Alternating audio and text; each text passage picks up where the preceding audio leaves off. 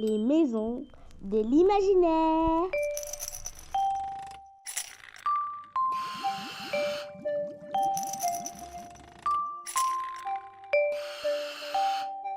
Un programme de Cœur Imagination.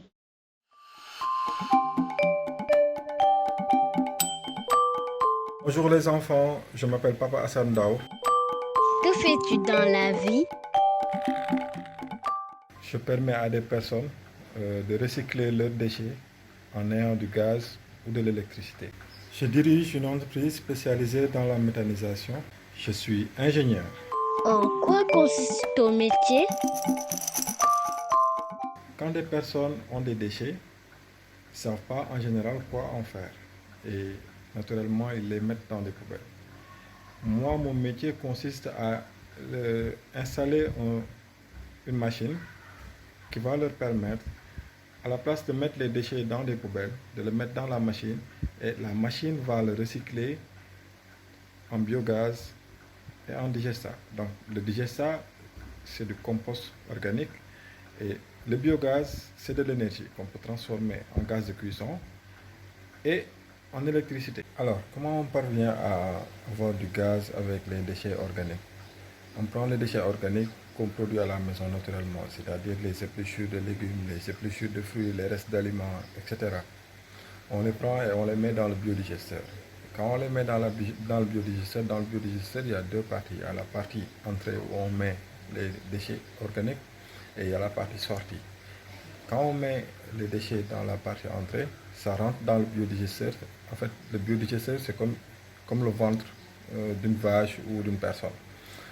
Une fois dans le digesteur, les matières organiques sont digérées par des microbes qui sont dedans déjà. Et en le digérant, ces microbes-là dégagent du biogaz. Et ce biogaz-là remonte pour être stocké dans le sac de stockage du biodigesteur qui est juste au-dessus du digesteur. Et ce sac-là va gonfler. Plus il y a une production de gaz, plus le sac va gonfler. À un certain moment, si on veut cuisiner, on va à la gazinière, on ouvre la gazinière et on allume. Et on a du gaz déjà qui est disponible. Maintenant, dans la partie sortie du digesteur, c'est le digestat qu'on va collecter là-bas. Et le digestat va sortir liquide, c'est le résidu de la méthanisation. Donc, quand ça sort, on le prend directement, on le mélange avec des déchets agricoles ou des déchets, comment dirais-je, des déchets agricoles ou des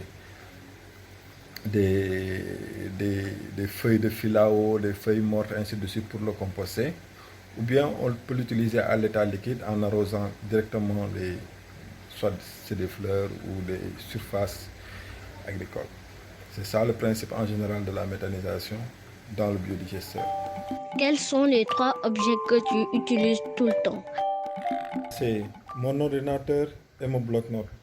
Mon ordinateur pour les logiciels que j'utilise pour permettre aux clients de pouvoir savoir par rapport aux quantités de déchets qu'ils produisent, quel est le type de biodigesteur qui est adapté. Mon bloc-notes, je l'utilise aussi pour prendre des notes, prendre les demandes des clients, ce qu'ils veulent faire, ainsi de suite, pour pouvoir après le transmettre à mes collaborateurs pour soit un projet, soit dimensionner ou voir le biodigesteur qui correspond à ce client le plus. Quel conseil peux-tu donner à ceux qui voudraient faire ce métier? Il faudrait d'abord faire des études scientifiques et après suivre une formation en ingénierie. Il faut aimer ce que l'on fait, il faut aimer la nature, il faut innover, changer la façon de faire des personnes. Merci pour ta participation. Jërëjëf. À la prochaine.